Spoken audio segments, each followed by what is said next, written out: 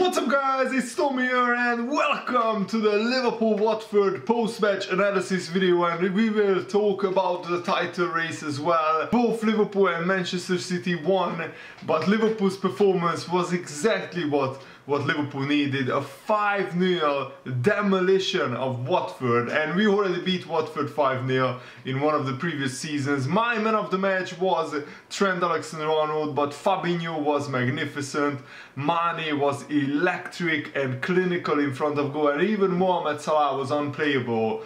The Watford left back Marchina had a torrid time against Salah, because every time Salah got on the ball and was running at him, he was terrified that he was backing off, and he just the left back just couldn't handle Milner, Trent Alexander-Arnold and Salah buzzing around him. And Trent Alexander-Arnold is the youngest Liverpool player ever to get 3 assists in one game. He's just 20 years old, and he was a magnificent player in this one. I'm so happy that Trent Alexander-Arnold is back. As I said in yesterday's video, with Trent Alexander-Arnold, Liverpool average as many points throughout the season as 95 points. And without Trent Alexander-Arnold, Liverpool average a 60-point Premier League season if you add up the points per game average. And I'm just so happy that Liverpool won the game. And also, winning 5-0 is significant because we cut the gap between ourselves and Manchester City in terms of goal difference. Man City had a much better goal difference, but now the difference is just like 5 or 6 goals, which is not an incredible amount that can't be overhauled.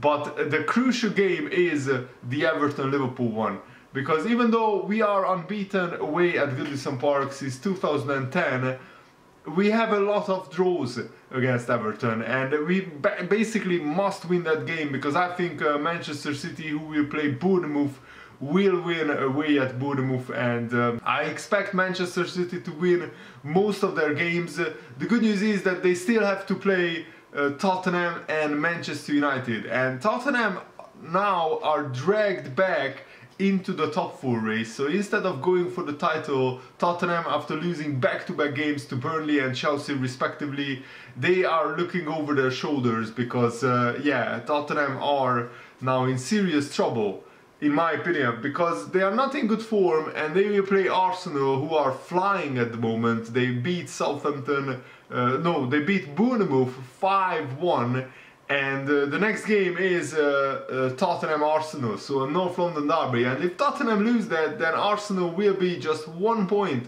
behind Tottenham, which was unthinkable just a couple of weeks ago. Arsenal were like 10 points behind Tottenham, and now the difference is just 4. That's how quickly things can turn around in the Premier League. And also, Man United are 1 point behind Arsenal, and so they are very much in the top 4 race. So I expect Tottenham and Man United to go hard against Manchester City. And also Man City will play Leicester City in the 37th game week. And you know who the Leicester City manager is now, Brendan Rodgers. So I really hope that Rodgers can make it a hat-trick of former managers helping out Liverpool, because Roy Hodgson's Crystal Palace beat Manchester City, and Rafa Benitez's Newcastle also beat Manchester City. So let's hope that that Leicester can do the same again. But Liverpool, I was really worried about our form, because we have drawn 3 of the last 4 games in the Premier League, which wasn't the best of forms, and Manchester City made up 6 points since the halfway stage of the Premier League season, which is really annoying, because we were 7 points clear of Manchester City after 19 game weeks. But then of course we lost to Man City, and since then they have won 8 games and just lost 1 to Newcastle, and Liverpool getting 3 draws is 6 points dropped, which is very unlucky. And I think we didn't really deserve to win against Manchester United, because we didn't play as well. And it's very annoying, because if we can play like this, like we played against Watford, I mean, if we played like half as good as this against Man United, we could have won easily, and that would have been a very significant game But I think now the Everton-Liverpool game is massive.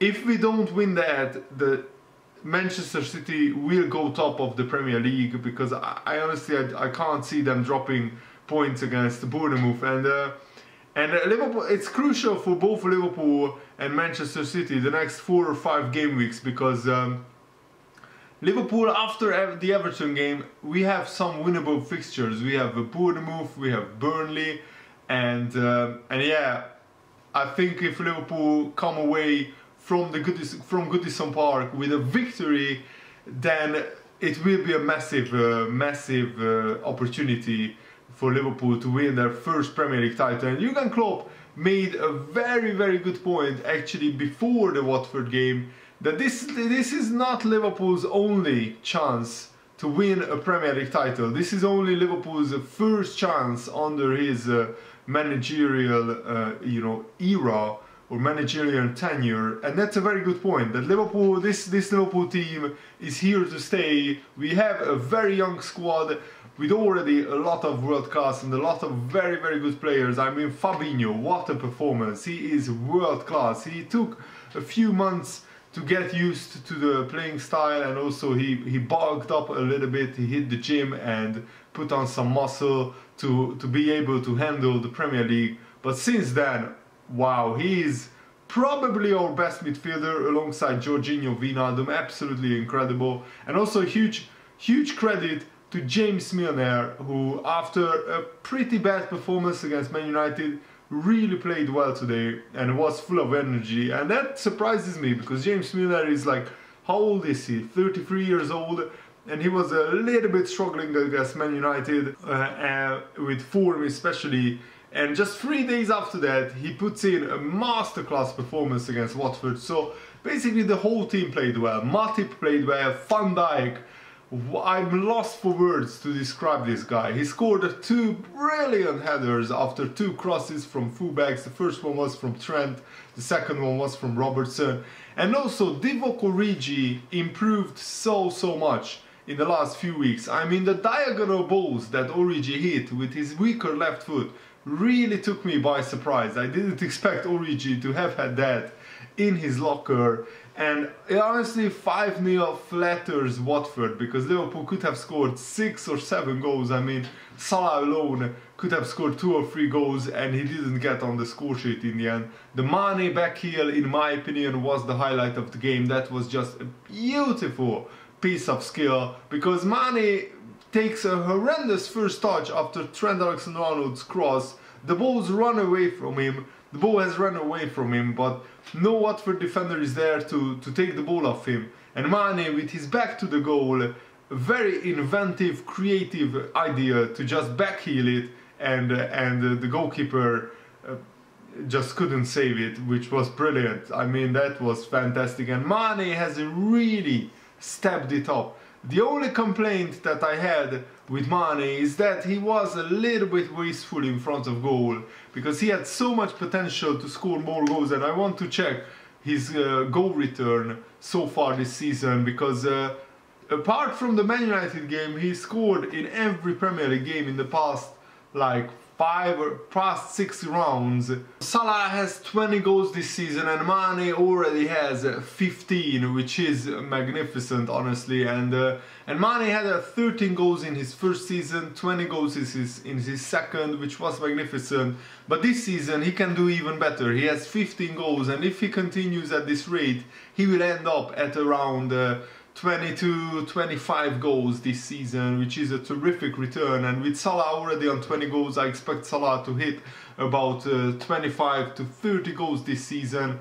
And we need these guys to really step it up, because Manchester City are relentless and Liverpool have to do the same.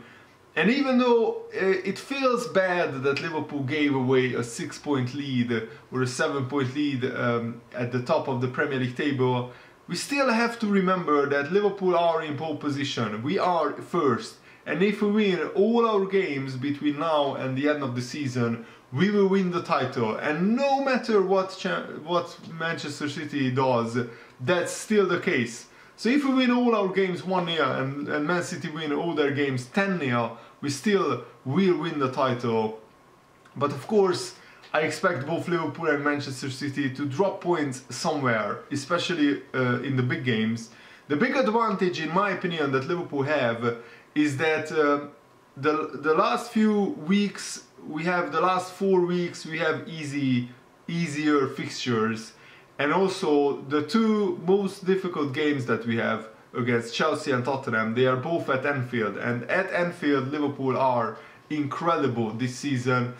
We have a lot of goals, like 40 goals already at Anfield in what, like 13 or 14 games, something like that.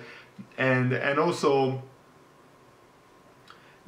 both Tottenham and Chelsea away from home, they are beatable. On the other hand, Man City still have to go to Manchester United, and in the form that Man United are in, I mean, if they didn't get so many injuries against Liverpool, they could have won that game, and I expect their injuries to heal by the time they will play Manchester City. And also the fact that Man City are in all competitions will come in play, because they already have quite a few injuries. Manchester City, Laporte and Fernandinho are out for at least 3 weeks, and that could be an advantage for Liverpool, because Man City will have a lot of games to play. They will have the Champions League and the FA Cup and the Premier League to concentrate on, so hopefully they will get tired sooner or later. It was annoying that West Ham didn't really attack Manchester City. They just sat back throughout the whole game almost. They had one shot on target, West Ham, but that was actually a very good chance. Andy Carroll could have scored that with a little bit more accuracy, and that was at 0-0, and Man City won with a quite dodgy penalty. It was a similarly soft penalty that Mohamed Salah got earlier in the season, so Man City fans now cannot complain at all about the Salah penalties, because they won that game with a very similar penalty where Bernardo Silva just falls on the floor around Manchester City defenders and Aguero slots it home. So that wasn't a very convincing performance by Manchester City, but they won, so nothing really changes at the top of the Premier League. And I expect Manchester City to beat the next like 4 or 5 weeks. They should win their games, in all honesty. I'm hoping that Tottenham and Man United can take points off Manchester City. The crucial thing is for Liverpool to win against Everton, because after that we have Burnley, and we have other winnable games, like games against Fulham and Huddersfield and teams like that. So really hope that Liverpool beat Everton. That is going to be a massive game on Sunday. Really looking forward to it. I really hope that you guys enjoyed this video. Thanks for watching. See you later, guys. Goodbye.